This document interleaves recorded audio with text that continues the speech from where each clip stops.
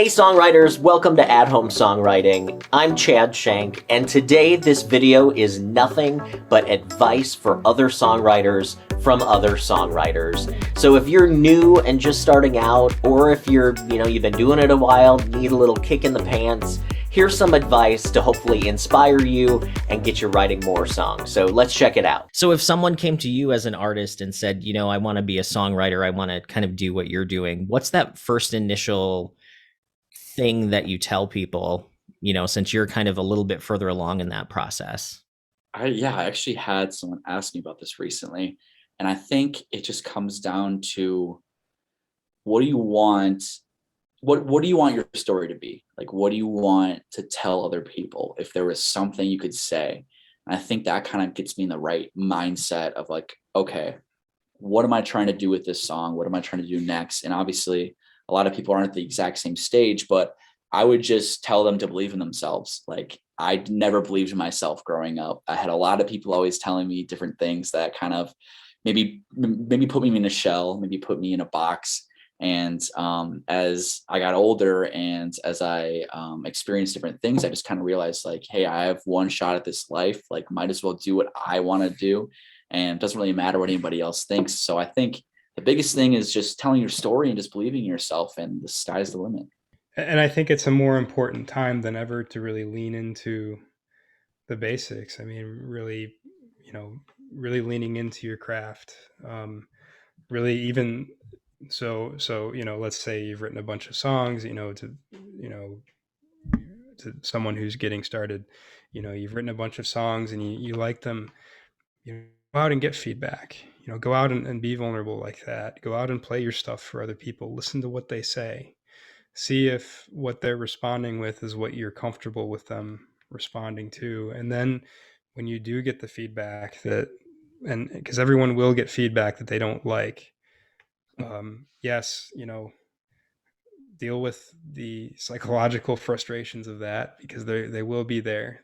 Every time I share a song, I always have to, push myself a little harder the next day to pick up the pen again. But Yeah. um, you know, once you have gone through that, then look at the hard truths of what you're doing.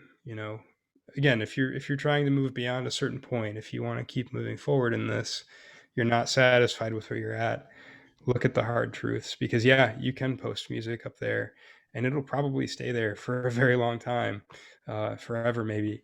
And Yeah. you want to make sure that what you're putting out there is what you want out there, Do it. Don't be afraid to do it. You have so much time, and again, that's your greatest asset at that point in time. So just go for it. Once you feel like you've been writing the same thing over and over, which a lot of people get to that point where they're like, why do all my songs sound the same? Yep. That's when you pick something new up, right? Like that's Yep. when, okay, you've been playing the guitar for a while. What if you put yourself in drop D? Or what if you start using your instrument differently? Start using kind of more percussive stuff. Use the bottom of the guitar as a drum. Or what if you start using on your keyboard? What if you start using that little, what if you start kind of Pitch playing bend. around Yeah. with different sounds? Exactly, the pitch bend. So what if you start playing around with different sounds or in different keys than you're used to playing in? Or start playing around with different hand patterns or different strumming patterns. I think there are so many different ways to make things a little more creative. And once you dive into music theory, which a lot of people I think are afraid of music theory because it sounds very intense and spooky. Yeah. You hear the lightning music theory, you know. Right. Well, they think of these giant, like, thick books, and like all of a Right. sudden it's like Beethoven and But no, Mozart and like, but oh for my me, God. like discovering secondary dominance, like, Right? oh my God, it was the most amazing thing because Same. it sounded really scary at first. And then it was just like, oh no, you just put, the fifth of the scale, you just put it before your note. And oh, that's amazing. And it sounds like you're going home even though you're not. That's so cool. Yep. So I think just learning tiny things. And for me, I'm so curiosity driven. All of my Same. art comes from I'm really curious about something. I tell people all the time when I was in high school, I wrote a poem about the y-axis of a scatter plot falling in love with the x-axis and how they only meet once. Ooh. right? So I'm just very driven by curiosity. I would say go sing, go when you've got songs in your quiver that you feel are strong songs. Presumably you've written, say, 100 and chosen your 10 best or something. Like, write a lot of songs and get your best ones. Yeah. And if you're particularly if you're someone who wants to be a singer of your songs, go book yourself a gig, like some small gig. It could be where it's a pass the hat situation. Do it. See how you feel. See how it makes you feel. See if you can you feel your songs connecting, and just get a sense of what the whole thing feels like. Because at the end of the day, to pursue the thing we're talking about here, which is like it's a lot of work. I probably work 65, 70 hours a week. I don't know. It's a lot of work. Like, you actually can't be in it for the money. You can only be in it because you love it. And I'm a firm believer that if you love it, the rest will fall into place.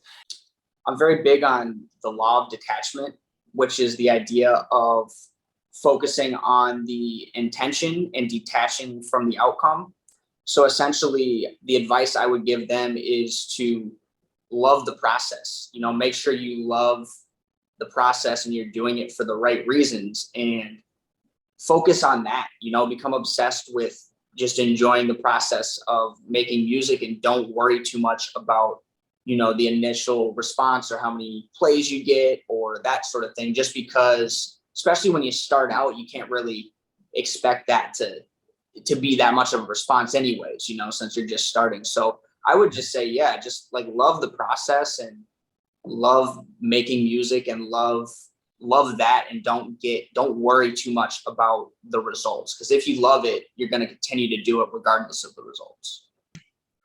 So my biggest thing is, don't be afraid to write what you know.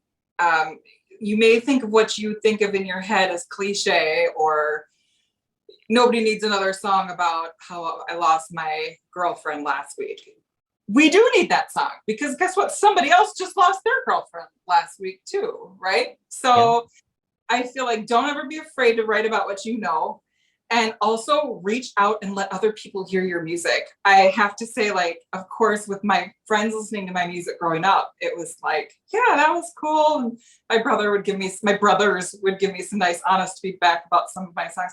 But then when you surround yourself with other singer-songwriters, or just songwriters in general who can hear your music and kind of, even if it's just an attaboy, or if it's like I hear this in you, or I hear this with that, it builds something up in you that is pretty incredible.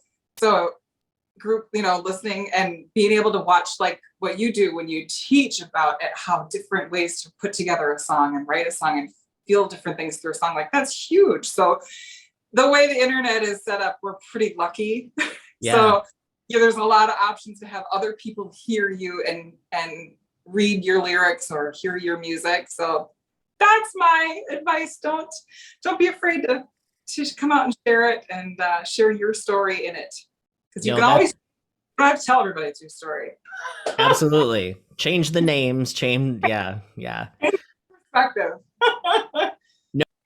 Yeah, I would say first and foremost, go listen to other songwriters, pay attention there, see what they do, how their songs go, how they perform, things of that nature. Listen to, find some artists that you aspire to be like, and listen to them a lot. And, again, pay attention to like the way that they use rhymes, or the kind of the way that they format their songs. And lastly, I would say be yourself, because that's the best thing that you can be in this songwriting world. I'm never going to be someone else, and someone else is never going to be me, and you have something very special to offer in the songwriting world. So if it's something that you're passionate about, do it. I will say one other thing on this topic. When I was first kind of like doing the songwriting thing, I was, holed up at home doing my songwriting. And of course, at some point you want to get out there and play them for people. And, don't be afraid to ask is the last thing that I will say on the topic. I remember asking the first venue that I performed at. I remember asking, finding out who did the booking and asking them if I could get a slot. And I'm not typically the type that will ask. And that was a step for me in the music world, but that was also a step for me in the personal world. And I think Cool. you'll find that as you take different steps in the songwriting process, you'll find other pieces in your life where you gain more confidence, you gain more knowledge, and so yeah. Figure out a way to record yourself and listen back. You can, nowadays, these things are so good. You can wear headphones, record a vocal part, use this as an acoustic mic. If you're recording piano or drums or guitar, throw that into a free DAW. If you're on a Mac, GarageBand, and start to get a sense for making something and hearing yourself back, because that's going to help you grow. It's a really frustrating process because even when you've been doing this as long as you and I have, you still make stuff that's not good. And you're like, okay, that wasn't it. And when you're early on, a lot of what you're going to create isn't going to be, you're going to be like, this doesn't sound like what I listen to on Spotify. But the relentless pursuit of getting what you make to sound like the stuff on Spotify is the best thing. It's the best thing. It's frustrating and it's beautiful. But from a growth standpoint, I think it's that. As a songwriter, getting advice from other songwriters is so valuable. It's such a great way to keep yourself inspired and also to learn new things. If you'd like to learn more about lyrical rhythm matching and how you can take your songwriting to a next level, check out this video and be sure to like and subscribe to Home Songwriting.